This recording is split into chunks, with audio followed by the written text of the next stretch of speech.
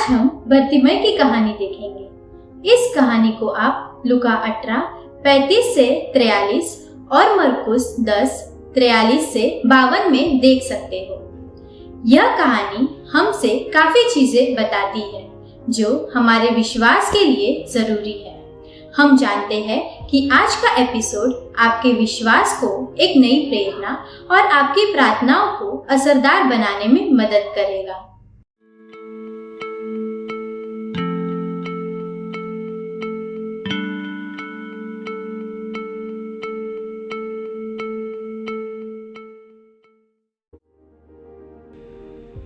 हमारे इस किरदार का नाम बर्तिमई है, जिसका अर्थ है तिमई का पुत्र।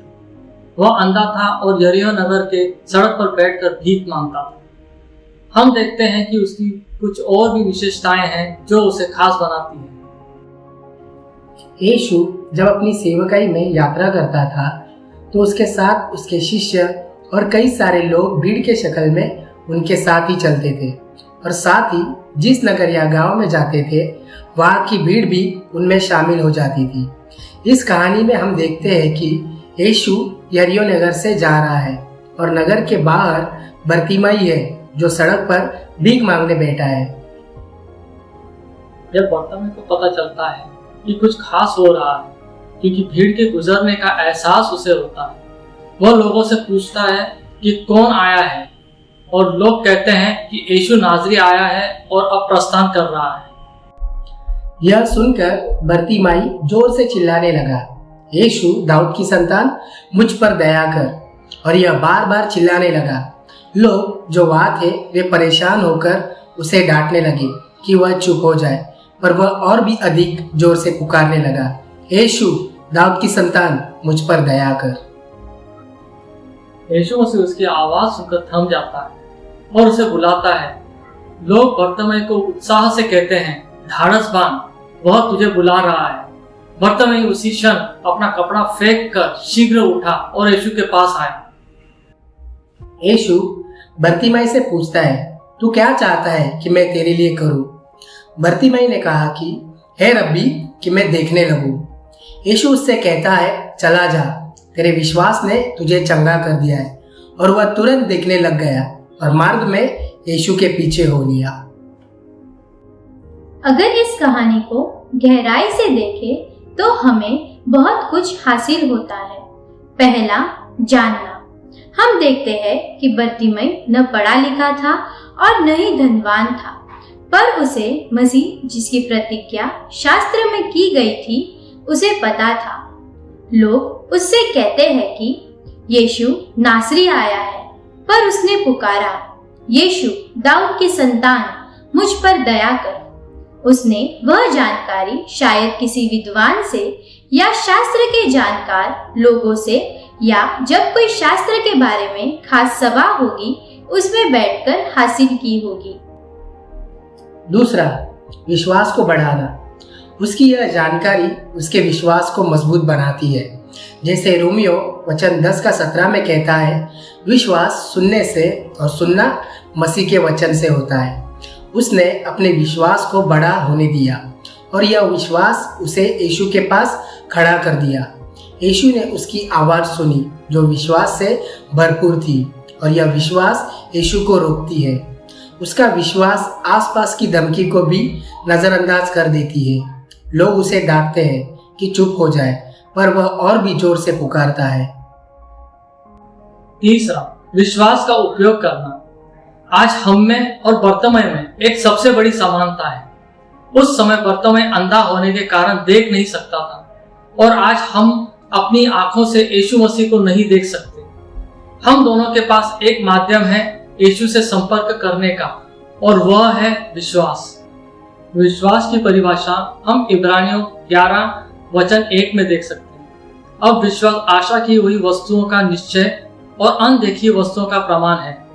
उस समय बर्तिमई यीशु को देख नहीं सकता था, पर उसकी विश्वास की नजर मजबूत थी। उसने वह नजरिया विश्वास का बनाया था। चौथा, यीशु के पास आना। जब वह यीशु की तरफ दौड़ा तो उसने अपना कपड़ा फेंक कर उसके पास आया। यह कपड़ा शायद उसके भीख मांगने में उसके लिए उपयोगी हो या हवा और ठंड में उसे बचाता हो, पर अब वह उसके मार्ग का रुकावट नहीं बन सकता। हमें जब यीशु के पास आना है तो देखें कि हम अपना काम, व्यवसाय या रिश्ते को बाजू में रखकर आए, पर जब आए तो वह विश्वास कि यीशु काबिल है हर कार्य करने के लिए और मेरी जरूरत की पूर्ति यीशु ही कर सकता है।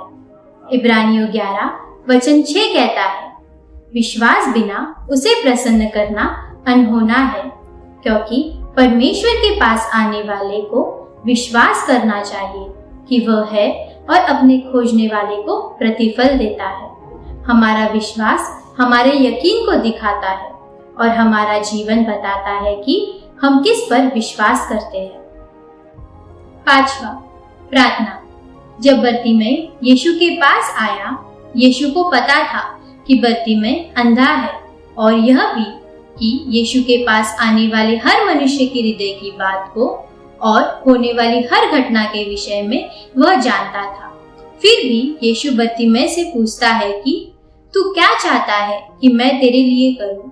हम जानते हैं कि बिना मांगे पाई गई चीजों की कीमत नहीं होती और उसका मांगना विश्वास को पूरा करता है। अगर हम कहें कि मैं अपने हृदय में विश्वास करता हूँ और परमेश्वर से मांग नहीं सकता, तो वह विश्वास अधूरा है। अधूरा विश्वास प्रार्थना को पूरी होने नहीं देता और अविश्वास को जगह देता है। जरूरी था कि यीशु यह प्रश्न पूछता ताकि तय रहे कि बरतिमै को पैसा, धन और रोजगारी से अधिक चंगाई चाहिए। यीशु कहता है, मांगो तो तुम्हें मिलेगा, इसीलिए मांगना जरूरी है। और यीशु बरतिमै को कहता है, तेरे विश्वास ने तुझे चंगा कर दिया है। 6, प्रतिफल। बरतिमै को अपनी आंखों की रोशनी मिली और वह उसकी प्रार्थना का प्रतिफल था। बाइबल हमें प्रेरणा देती है कि हम प्रार्थना करें और विश्वास से खड़े रहें, क्योंकि परमेश्वर धर्मियों की प्रार्थना को कान लगाकर सुनता है। बाइबल यह भी बताती है कि परमेश्वर वादा और वक्त का पक्का है। जैसे इब्रानियों 10 वचन 35 से 39 कहता है, अपना हियाव न छोड़ो, क्योंकि उसका प्रतिफल बड़ा है, क्योंकि तुम्हें धीरज धरना अवश्य है, ताकि परमेश्वर की इच्छा को पूरा करो।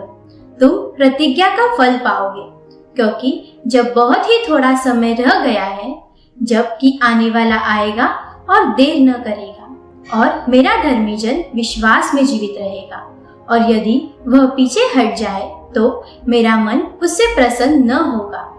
पर हम हटने वाले नहीं हैं कि नाश हो जाए, पर विश्वास करने वाले हैं कि प्राण को बचाए। तो जाने कि परमेश्वर जब हमें देता है तो हमारा विश्वास और उत्साह उसे पाने का बना रहे। 7वां, परिवर्तन। यीशु बरतिमै को कहता है, चला जा, तेरे विश्वास ने तुझे चंगा कर दिया है। हम बाद में देखते हैं कि बरतिमै मार्ग में यीशु के पीछे हो लेता है। क्या बरतिमै ने यीशु का कहना नहीं माना या इसका कोई और अर्थ है? अगर हम देखें, यीशु के पास बरतिमै आता है और यीशु को चंगाई देते हुए यह कहना, चला जा, जिसका तात्पर्य बरतिमै के अंधे व्यक्तित्व के साथ था कि वह चला जाए, और जो व्यक्ति यीशु के पीछे चलने वाला व्यक्ति है वह अब अंधा बरतिमै नहीं, पर यीशु पर विश्वास करने वाला व्यक्ति है, जो पूरी तरह परिवर्तित व्यक्ति है। जब भी हम यीशु के पास आकर प्रार्थना करते हैं तो यीशु हमारी प्रार्थना सुनता है और काबिल बनाता है उस प्रार्थना की पूर्ति के लिए। जैसे 1 पतरस 2 का वचन 4 और 5 में कहता है कि जैसे हम यीशु जो बहुमूल्य जीवित पत्थर है उसके पास आते ही हम भी जीवित पत्थरों की नाई आत्मिक घर बनते जाते हैं, जिससे याजकों का पवित्र समाज बनकर ऐसे आत्मिक बलिदान चढ़ाओ जो यीशु मसीह के द्वारा परमेश्वर को ग्रहण योग्य हो। विश्वास करते हैं कि इस कहानी से आपने बहुत कुछ सीखा होगा। आपकी प्रार्थना असरदार तब होती है जब उसमें सही और पूरा विश्वास हो और परिवर्तन होने की चाह हो। उस चीज को पाने के लिए जिस विषय में आप प्रार्थना कर रहे हो। अगले एपिसोड में हम ऐसी ही कहानी देखेंगे जो परमेश्वर योग्य जीने के लिए आपको प्रेरणा देगी।